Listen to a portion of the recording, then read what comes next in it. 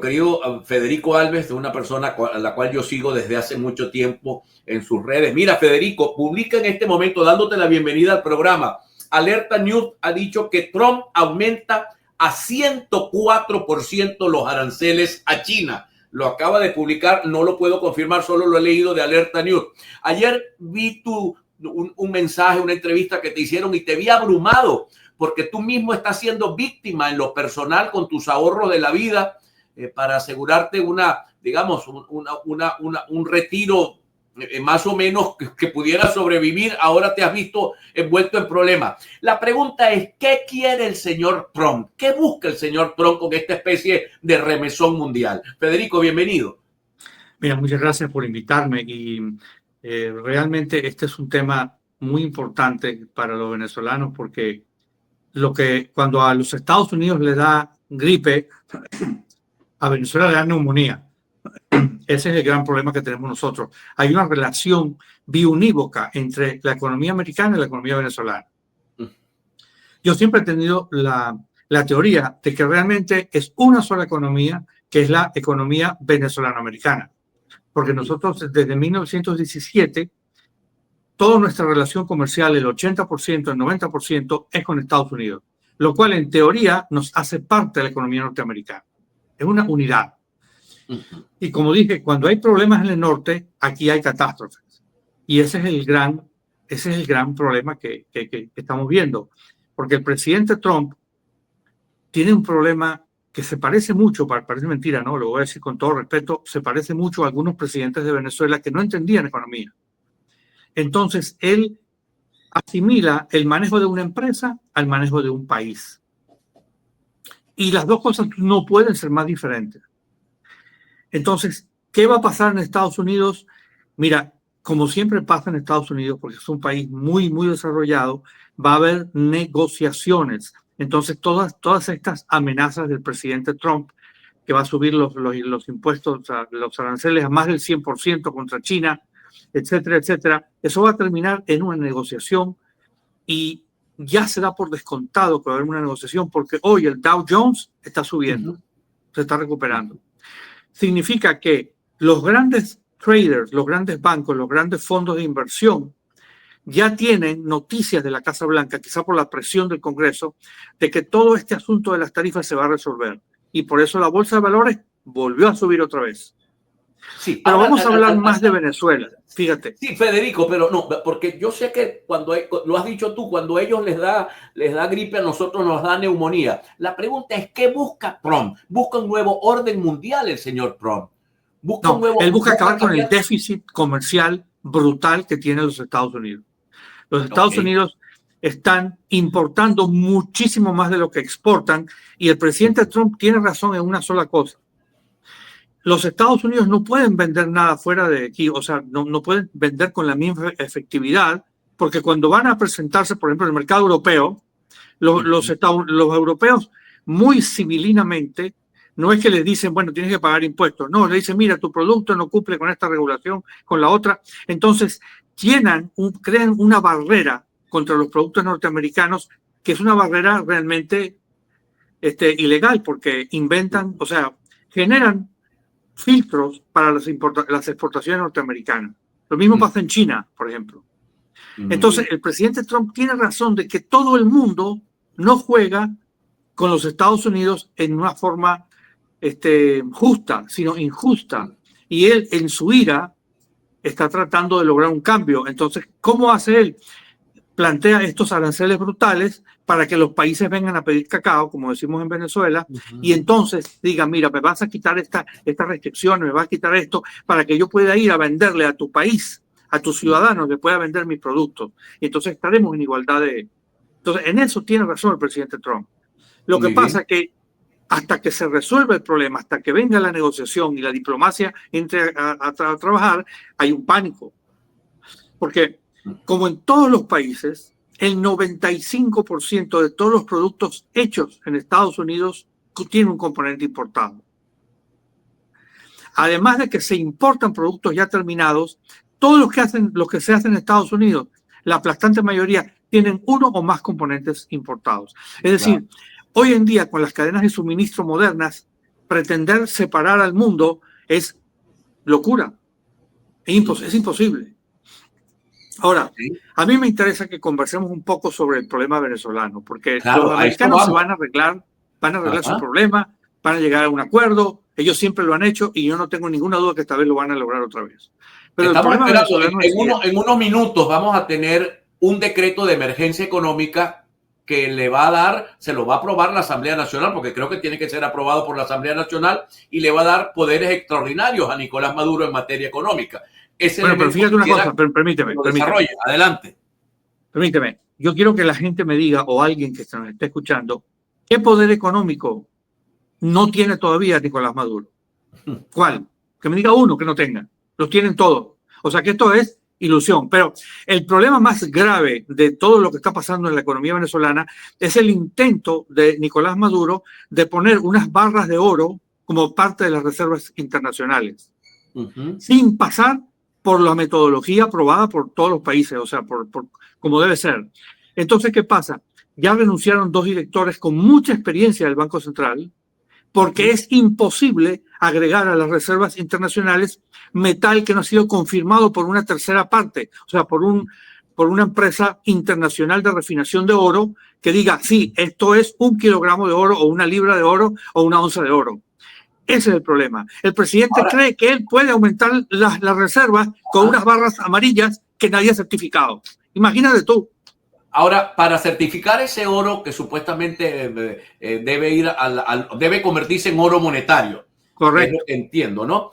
Para convertirlo en monetario tiene que haber certificación, pero sacar ese oro de Venezuela pudiera estar sujeto a las sanciones como está el oro que está en el Banco de Inglaterra. ¿Cuáles son los mecanismos que tendría el gobierno venezolano, el gobierno que dirige Maduro, para que ese oro se certifique, se convierta en oro monetario sin que corra riesgo de ser sancionado y retenido? Bueno, ninguno. Ese es el problema que hay en Venezuela, que no hay ningún mecanismo por el cual el presidente pueda decirle a la comunidad internacional que nuestras reservas de oro aumentaron si no están certificadas. Y no van a poder ser certificadas, como tú acabas de decir, porque si salen del país serían inmediatamente capturadas por la policía de algún país, porque ese oro pertenece a un país llamado Venezuela que no tiene un presidente legal. Ese es el problema. ¿Cómo hacemos? Ahora, estamos atrapados en un laberinto, es lo que quiero que la gente entienda. No hay ninguna salida al laberinto venezolano, sino ir a una elección nueva, ya que la otra se perdió, pero una elección nueva en donde se certifique por una tercera parte, porque también tiene que haber una tercera parte que certifique lo que va a pasar, y se escoja un gobierno que todo el mundo diga es el gobierno venezolano. En ese momento se acaban todos los problemas económicos de Venezuela, todos. Ahora, pero fíjate tú, el primero que habló de ese tema fue el presidente Petro, y nadie le lanzó la rama de olivo, ni el gobierno ni la oposición dirigida por María Corina Machado. Nadie lanzó la rama de olivo. Luego el secretario de Estado en una ocasión dijo, no hay salida visible este año 2025 ni para Venezuela ni para Cuba. Y dijo, hay una salida que es realizar elecciones con verificación de terceras personas, y nadie le lanzó la rama de olivo. O sea, tenemos un serrucho trancado porque los venezolanos, gobierno y un sector de la oposición también tienen el serrucho trancado. Quiero que me respondas este retorno, Federico, con el permiso, porque debo ir a identificar, a encontrarme con nuestros queridos patrocinantes. Ya retornamos con Federico Alves.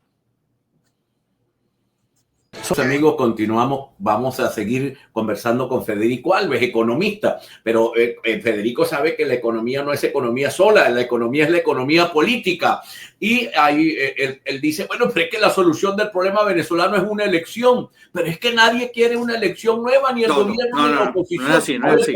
Mira. Coméntanos. Bueno, mira, eso que está diciendo no es verdad. Si el gobierno llama a la oposición y le dice, vamos a cortarnos de nuevo en mayo, nosotros agarramos el guante, no hay ningún problema. Que me llame, dile que me llame a mí, que yo se lo propongo a Henry Ramos Alup y a toda la oposición. En mayo vamos a volvernos a contar con el mismo candidato que teníamos el 28 de julio y que suelten a todos los presos políticos, hasta el último. Y vamos a contarnos otra vez. Cuando hubo la propuesta, nadie dijo nada. Bueno, eso es el pasado. Estamos en una emergencia y hay que solucionar este problema. Nosotros pudiéramos perfectamente ir a la misma elección con el mismo candidato si sueltan a todos los presos políticos y aceptan verificación internacional. No hay ningún problema. el gobierno que lo proponga, pero no lo va a hacer porque saben que van a perder en vez de 70-30, 90-10. Ahí está el problema. Ahora, ¿cómo lograr eso? ¿Quién puede hacer eso? ¿Lo puede hacer el señor Trump con esas sanciones de máxima? Vladimir Padrino, el que lo puede hacer es mi general Padrino, nadie más. ¿Lo puede hacer Vladimir Padrino? ¿Lo pueden hacer las Fuerzas Armadas norteamericanas? Solamente las Fuerzas Armadas. No llegando a Venezuela, pero mostrando el garrote. Llamando por teléfono, porque el general Padrino llama por teléfono, hace 3 llamadas telefónicas y se arregla la crisis venezolana.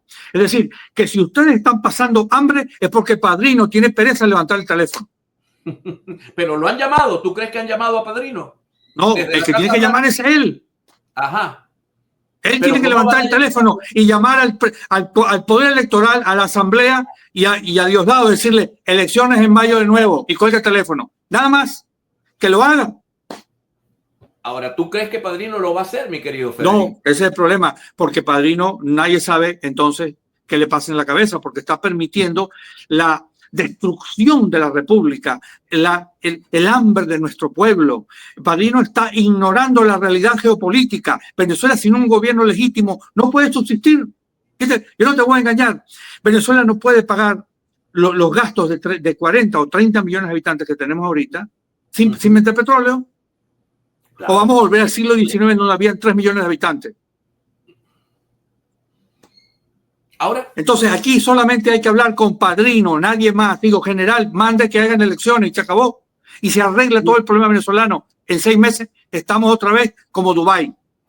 Ahora, pero los deseos no empreñan. Ayer decía el gobernador del Zulia en una declaración que dio en la plazoleta de la Basílica, él dijo, pero es que no quisimos ir a un verdadero arreglo que permitiera una negociación para una transición. Se empeñaron en un cambio de gobierno y un cambio de gobierno no es posible en Venezuela. Decía palabras más o palabras menos. En Venezuela es posible una transición y no una elección para cambiar el gobierno, porque nadie que tenga 25 millones de dólares sobre su cabeza o que le digan si no te quiero muerto, te quiero preso, nadie entregaría el poder bajo esas condiciones. O sea, tendría que haber una negociación previa y parece que el acuerdo de Barbados fue insuficiente para lograr esa negociación. Tu opinión, por favor.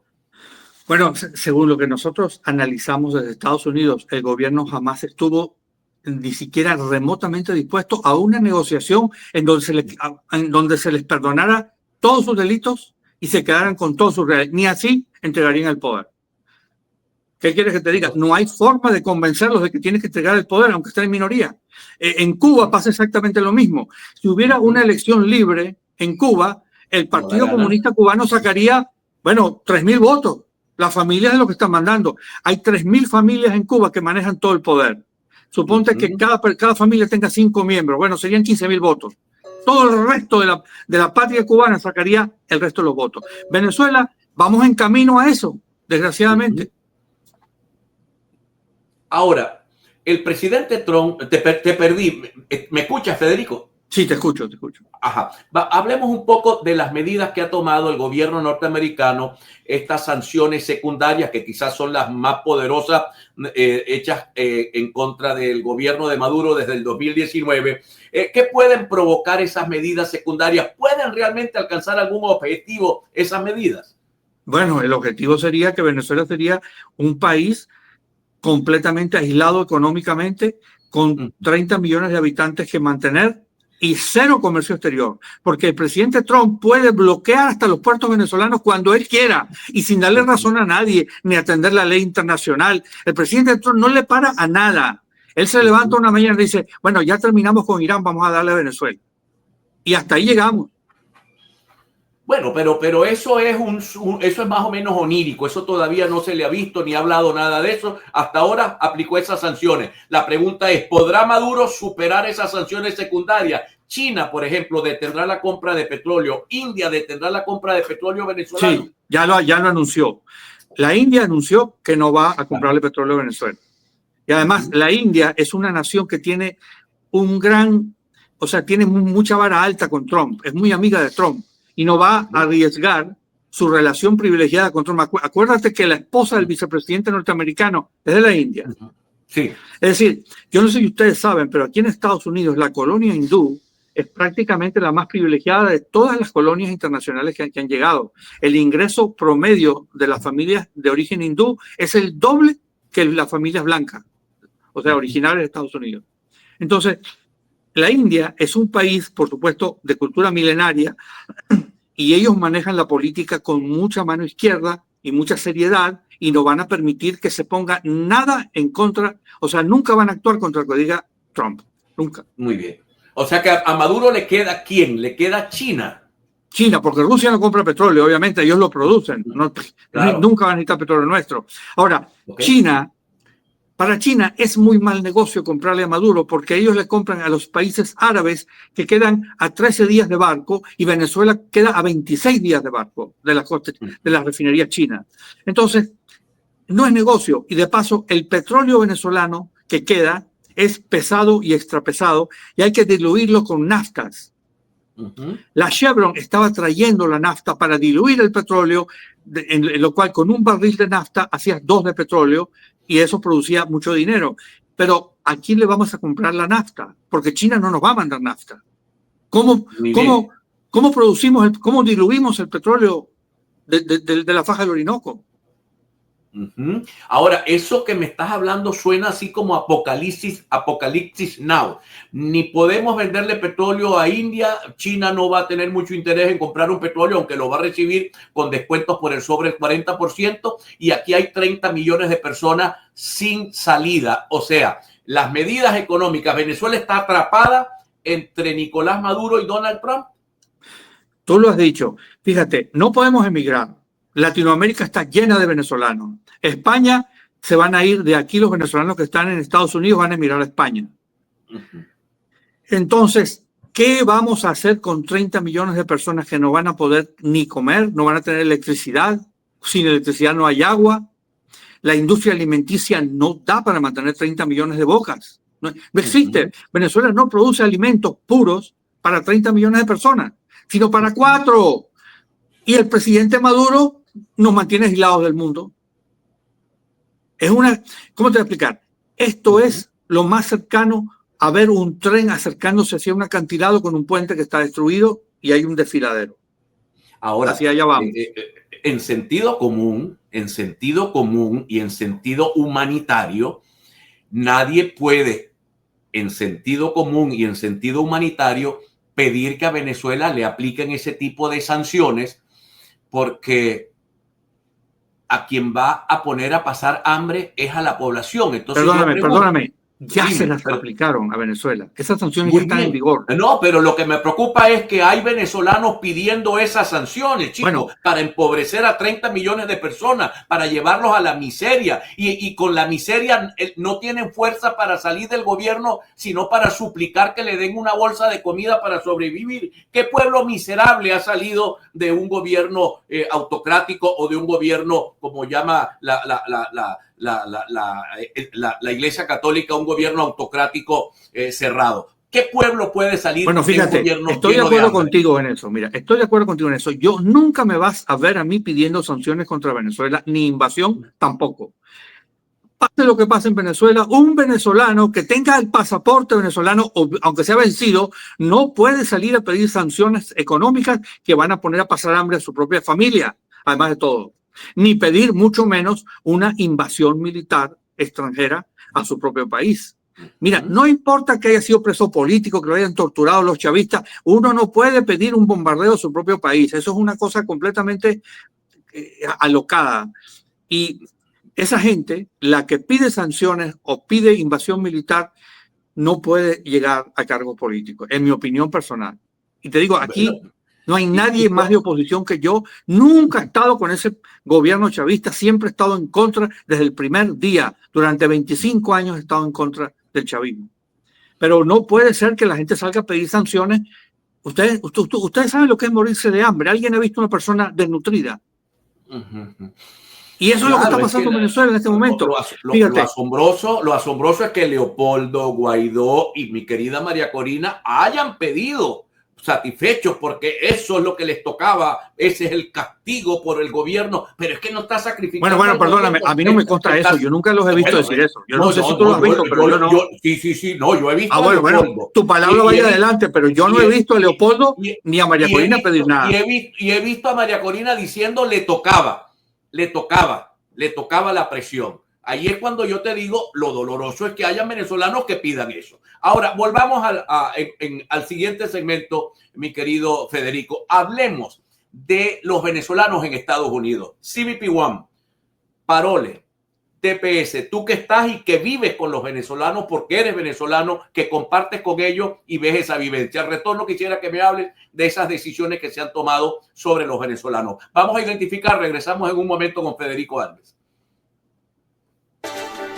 Continuamos contigo.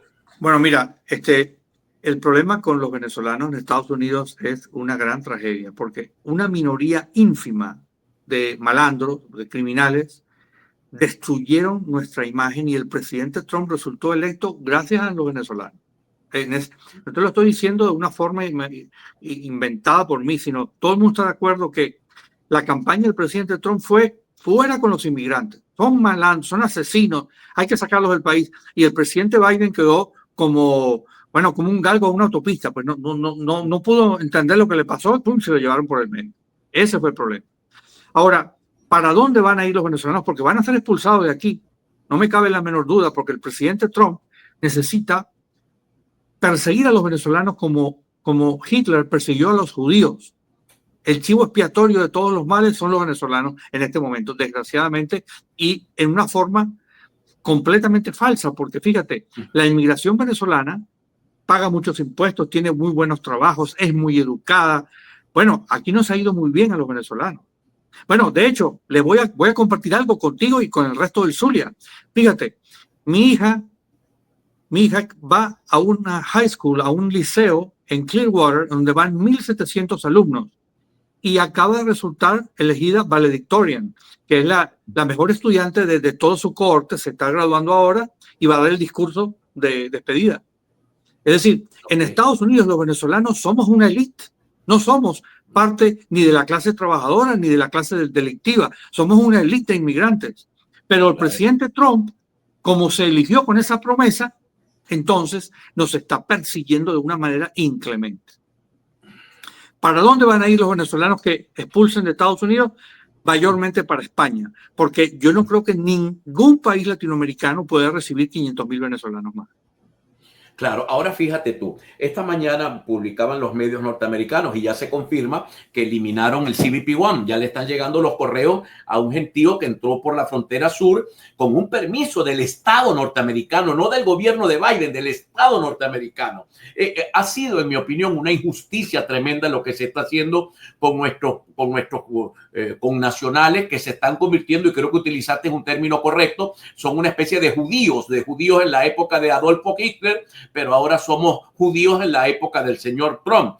Pero yo observo que excepto esa valla, esa valla que se colocó en una avenida en el Palmetto de Miami, es una valla del Partido Demócrata donde llama traidores a los republicanos que sumaron a los venezolanos para que votaron por Trump y ahora son muy lapsos a la hora de defender a los venezolanos. ¿Habrá alguna posibilidad de que esos venezolanos recuperen la estabilidad, o esa decisión de la Corte ayer sentó una jurisprudencia muy poderosa y lo que les queda es salir? Mira, cuando el juez detuvo la exportación de los venezolanos, o sea, la expulsión de los venezolanos, yo escribí un tuit que lo puedes encontrar en mi cuenta. Yo dije, bueno, esto es alegría de tísico, porque obviamente en forma constitucional el presidente puede expulsar a cualquier extranjero que esté en el suelo nacional. Es su autoridad. No hay juez que lo vaya a poder cambiar. Y la gente me criticaba, como tú dices, bueno, pero eso es la Constitución norteamericana. Todo lo que es las fronteras de los Estados Unidos y la defensa es potestad del Ejecutivo exclusivamente. El Congreso no tiene nada que ver. Es decir, nadie puede decirle al presidente cómo manejar ese problema. Desgraciadamente tiene todo el poder.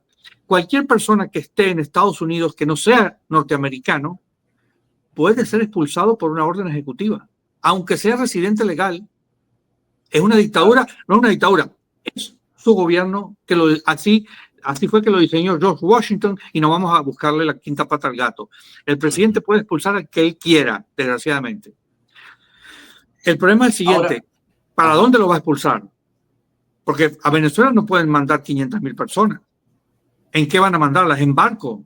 Van a tener que alquilar un crucero. Sí, pero todos los cruceros norteamericanos. No hay aviones suficientes. Entonces, ¿qué va a pasar con esa cantidad de 500,000 de personas que están aquí legalmente de Venezuela, huyendo del problema político que tenemos en Venezuela?